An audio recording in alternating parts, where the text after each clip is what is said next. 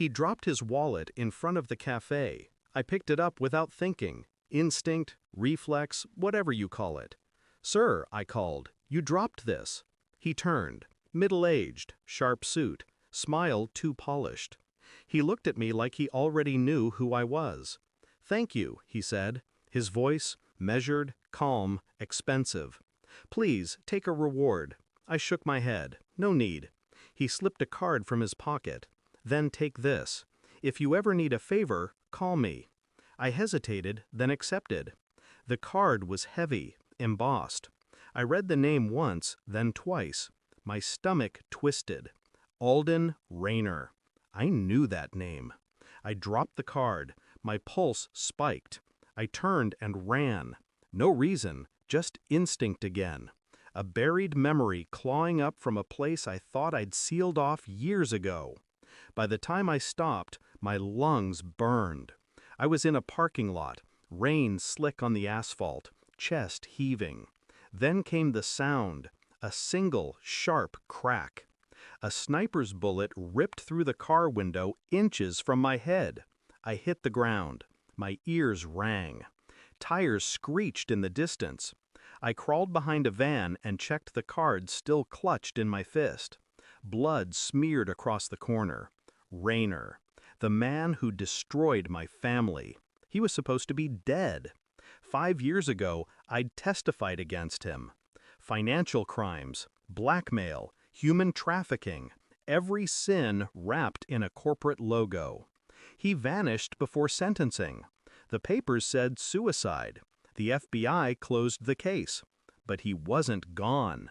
He was standing on that street, smiling, handing me a card like we were strangers meeting by chance. And the bullet meant he hadn't forgotten me. I didn't call the police. They'd write it off as paranoia, a random drive-by. Instead, I went home, locked the doors, sat in the dark with the card under a desk lamp. The gold lettering shimmered. I turned it over. A phone number. Nothing else. I typed it into a database I shouldn't still have access to.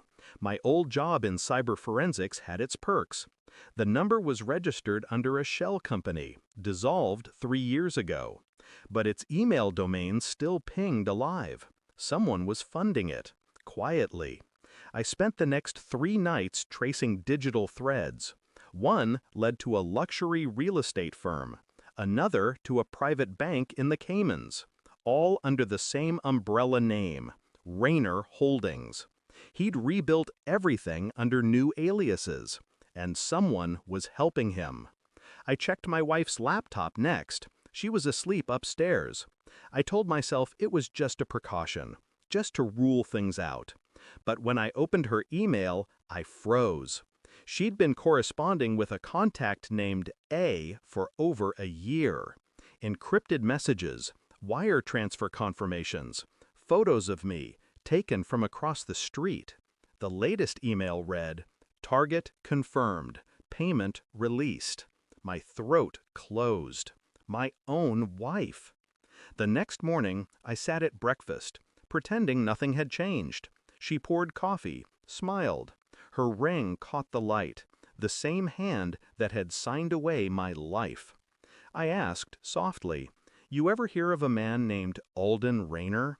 She paused mid-pour. "No, who's that?" I watched the muscles in her neck tighten, the flicker behind her calm. I placed the business card on the table. "He says hello." Her eyes widened, just for a second. Then she composed herself, too quickly. "You're being paranoid," she said, voice trembling under its own control. "You've been under stress." I cut her off. "You sent him my schedule, my location, my face through that sniper's scope." She went pale. "I had no choice," she whispered. "They said they'd—" "Save it," I said. "You made a deal. You always do." Silence. Just the hum of the refrigerator. For the first time, I saw her not as my wife, but as a transaction that had finally matured. That night, I called the number on the card. "Mr. Rayner," I said. He sounded amused. I wondered how long it would take. "You still alive?" For now, he chuckled. She told me you were clever. I didn't listen. My mistake. I let the pause stretch. You should check your accounts. He laughed again, then stopped. I heard keys clicking in the background. His breathing changed. What did you do? I shut you down, I said. Every alias, every shell company, your money's been redirected. Offshore, encrypted, and gone. You'll regret this. No, I said. You will. I didn't go home after that call. I didn't have a home to return to. When the authorities found her, she was already gone. Rayner's people had cleaned up loose ends. I watched from a distance as they loaded the body bag into the van. No tears, no rage. Just the quiet understanding that betrayal always completes its own circle. The world kept moving. Cars passed. Phones buzzed. The city hummed. I walked away. The card still burned in my pocket. No name, no number anymore. Just an empty rectangle. I threw it into a storm drain and listened to it disappear. Some debts can't be paid, only erased. And I've learned to live like that, without a name, without a past, and without mercy. Thanks for watching. Don't forget to like, share, and comment.